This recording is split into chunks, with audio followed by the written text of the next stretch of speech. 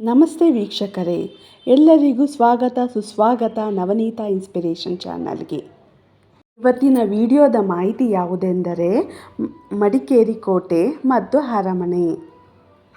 ರಾಜನ ಆಳ್ವಿಕೆಯಲ್ಲಿ ಸ್ಥಾಪಿತವಾದ ಮಡಿಕೇರಿ ಕೋಟೆ ಪ್ರಾಯಶಃ 1680ರಲ್ಲಿ ಅವನು ತನ್ನ ರಾಜಧಾನಿಯನ್ನು ಪಾಳೇರಿಯಿಂದ ಮಡಿಕೇರಿಗೆ ಬದಲಾಯಿಸಿದಾಗ ಮೂಲತಃ ಸಣ್ಣ ಎತ್ತರದ ಮಾನವ ನಿರ್ಮಿತ ಪ್ರಸ್ಥಭೂಮಿಯ ಮೇಲೆ ಮಣ್ಣಿನ ಗೋಡೆಯ ಕೋಟೆಯಾಗಿತ್ತು.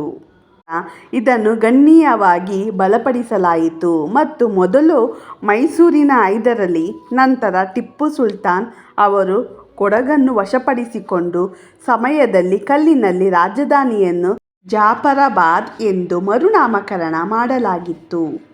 ಕೊಡಗಿನ ಇತಿಹಾಸದಲ್ಲಿ ಕೆಲವು ಪ್ರಮುಖ ಮತ್ತು ನಾಟಕೀಯ ಘಟನೆಗಳು ಈ ಕೋಟೆಯ ಹಿನ್ನೆಲೆಯಲ್ಲಿ ನಡೆದಿದ್ದವು. 1772ರಲ್ಲಿ ಹೈದರಾಲಿಯು ಆಕ್ರಮಿತ ಪಡೆಗಳ ವಿರುದ್ಧ ಕೊಡಗಿನಲ್ಲಿ ದಂಗೆ ಮತ್ತು ಉಗ್ರ ಪ್ರತಿರೋಧವು ಭುಗಿಲೆದ್ದಿತು. ಮಡಿಕೇರಿ ಕೋಟೆಯಲ್ಲಿ ನೆಲೆಗೊಂಡಿದ್ದ ಗ್ಯಾರಿಸನ್ ಪರಿಹಾರದ ಭರವಸೆಯಿಲ್ಲದೆ ಮುತ್ತಿಗೆ ಹಾಕಲಾಯಿತು. ಸಮಾಧಾನ ಮಾಡಿಕೊಂಡ ರಾಜಿಯು ಕೋಪಗೊಂಡ ಕೊಡವರು ಹೈದರಾಲಿಯ ಸೈನ್ಯವನ್ನು ನಿರ್ಮಾಣ ಮಾಡುವಲ್ಲಿ ಕೊನೆಗೊಂಡಿತು. ಕೋಟೆಯನ್ನು ಕೆಡವಲಾಯಿತು ಮತ್ತು ಅದರ ಪ್ರತಿ ಕಲ್ಲನ್ನು ಹೊತ್ತೊಯ್ದು ಅದನ್ನು ಮೊದಲ ಸ್ಥಾನದಲ್ಲಿ ಸಾಗಿಸಿದ ಕ್ವಾರಿಗೆ ಮರಳಿ ಎಸೆದರು. 1834ರಲ್ಲಿ ಕೊಡಗಿನ ಕೊನೆಯ ರಾಜ ಚಿಕ್ಕವೀರ ರಾಜೇಂದ್ರನ ಇಬ್ಬರು ಹಿರಿಯ ದಿವಾನರು ರಾಜಧಾನಿಯನ್ನು ರಕ್ಷಿಸಲು ಹೊರಟರು. ಕೊಡಗು ಮತ್ತು ಈಸ್ಟ್ ಇಂಡಿಯಾ ಕಂಪನಿಯ ನಡುವೆ ಕದನಗಳು ನಡೆಯುತ್ತಿದ್ದಂತೆ ಬ್ರಿಟಿಷರಿಗೆ ಶರಣಾಗಲು ಸಂಚು ರೂಪಿಸಿದರು.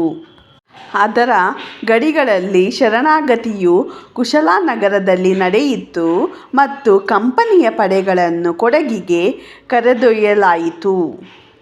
ಯೂನಿಯನ್ ಜಾಕ್ ಅನ್ನು 6ನೇ ಏಪ್ರಿಲ್ 1834ರಂದು ಕೋಟೆಯಲ್ಲಿ ಹಾರಿಸಲಾಯಿತು. ಇದು ಹಾಲೇರಿ ರಾಜವಂಶದ ಆಳ್ವಿಕೆಯನ್ನು ಕೊನೆಗೊಳಿಸಿತು. ಬ್ರಿಟಿಷ್ ಆಡಳಿತದ ಅಡಿಯಲ್ಲಿ ಕೊಡಗಿನಲ್ಲಿ ಕೋಟೆಯು ರಾಜಕೀಯ ಅಧಿಕಾರದ ಕೇಂದ್ರವಾಗಿ ಮುಂದುವರಿಯಿತು.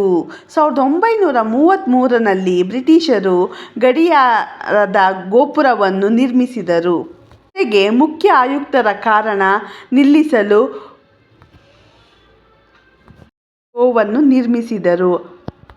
ಆಂಗ್ಲಿಕನ್ ಜಾರ್ಜ್ಗೆ ದಾರಿ ಮಾಡಿಕೊಡಲು ವೀರಪ್ಪನ ಗುಡಿಯನ್ನು ಕೆಡವಲಾಯಿತು.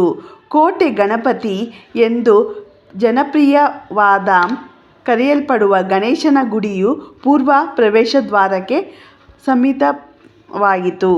ಡಿಸೆಂಬರ್ 1930ರಲ್ಲಿ ಸ್ವಾತಂತ್ರ್ಯದ ಆವೇಗವು ಬೆಳೆದಂತೆ ಯೂನಿಯನ್ ಜಾಕ್ ಅನ್ನು ತೆಗೆದುಹಾಕಲಾಯಿತು ಮತ್ತು ತೀರ್ಮಾನವನ್ನು ಆರಿಸಲಾಯಿತು. ಇದು ಎರಡು ಬಂಧಗಳಿಗೆ ಕಾರಣವಾಯಿತು. ಸ್ವಾತಂತ್ರ್ಯದ ನಂತರ ಕೋಟೆಯು 21ನೇ ಶತಮಾನದವರೆಗೂ ಸರ್ಕಾರದ ಆಡಳಿತದ ಕೇಂದ್ರವಾಗಿ ಮುಂದುವರಿಯಿತು.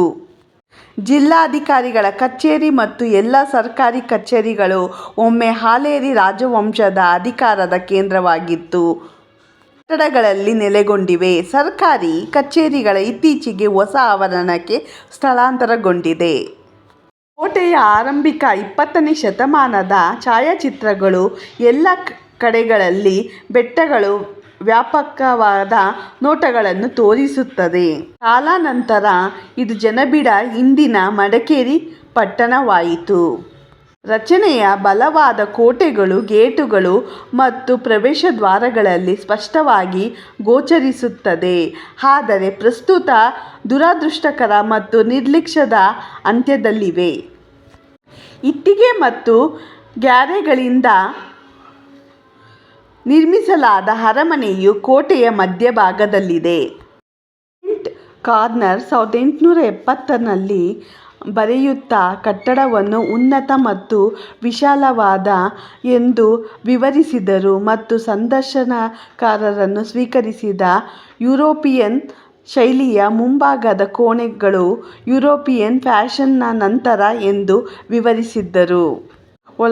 ಒಳಾಂಗಣವನ್ನು ವಿಸ್ತಾರವಾದ ಕೊಡವ ಮುಂದೆಮನೆ ಶೈಲಿಯಲ್ಲಿ ನಿರ್ಮಿಸಲಾಗಿತ್ತು. ಇದು ಕೊಡವ ಜೀವನ ವಿಧಾನಕ್ಕೆ ಹಾಲೇರಿ ರಾಜ ಬದ್ಧತೆಯನ್ನು ಪ್ರತಿಬಿಂಬಿಸುತ್ತದೆ. ಅರಮನೆಯಲ್ಲಿ ಹುಲ್ಲಿನ ಛಾವಣಿಯನ್ನು ಹೊಂದಿದ್ದು ಅದನ್ನು ಬ್ರಿಟಿಷರು ಹೆಂಚುಗಳಿಂದ ಬದಲಾಯಿಸಿದರು. 1878ರಲ್ಲಿ ಮೈಸೂರು ಮತ್ತು ಕೂರ್ಗ್ ಗ್ರೆನೇಡಿಯರ್ ಅರಮನೆಯೊಳಗಿನ ಕೋಣೆಯಲ್ಲಿ ಲೋಹದ ಫಲಕದಿಂದ ಶಾಸನವನ್ನು ದಾಖಲಿಸುತ್ತದೆ. ಲಿಂಗರಾಜನು ಆಗಸ್ಟ್ ಅಥವಾ ಸೆಪ್ಟೆಂಬರ್ 1812ರಲ್ಲಿ ನಿರ್ಮಾಣವನ್ನು ಪ್ರಾರಂಭಿಸಿದನು ಎಂದು ದೃಢೀಕರಿಸುತ್ತದೆ. ಇದು ಪೂರ್ಣಗೊಳ್ಳಲು 2 ವರ್ಷ ಮತ್ತು 1 ತಿಂಗಳು ತೆಗೆದುಕೊಂಡಿತು. ಈ ಸುಂದರವಾದ ರಚನೆಯನ್ನು ನಿರ್ಮಿಸಲು ಕಡಿದಾದ ಬೆಟ್ಟದ ತುದಿಯನ್ನು ತೆಗೆಯುವುದು, ಮರದ ಕಂಬಗಳು ಮತ್ತು ಛಾವಣಿಗಳ ಮೇಲೆ ಅಲಂಕಾರಿಕ ಮರದ ಕೆತ್ತನೆಗಳೊಂದಿಗೆ ಆಳವಾದ ಜಗುಲಿಗಳಿಗೆ ಹೋಗುವ ಕಲ್ಲಿನ ಮೆಟ್ಟಿಲುಗಳನ್ನು ಹೊಂದಿದೆ. ಯುರೋಪಿಯನ್ ಅತಿಥಿಗಳು, ಶೂಟಿಂಗ್ ಸ್ಪರ್ಧೆಗಳು, ಸಿಂಹಗಳು, ಹುಲಿಗಳು ಮತ್ತು ಪ್ಯಾಂಥರ್ಗಳು ಮತ್ತು ನೃತ್ಯ ಮಾಡುವ ಹುಡುಗಿಯರ ಮೆರವಣಿಗೆಗಳಿಗೆ ಈ ಸಂಕೀರ್ಣದಲ್ಲಿ ಮನರಂಜನೆ ನೀಡಲಾಯಿತು. ನನ್ನ ಪ್ರಿಯ ವೀಕ್ಷಕರೇ, ಈ ವಿಡಿಯೋವನ್ನು ನಿಮ್ಮ ಬಂಧು ಮಿತ್ರರೊಂದಿಗೆ ಹಂಚಿಕೊಳ್ಳಿ.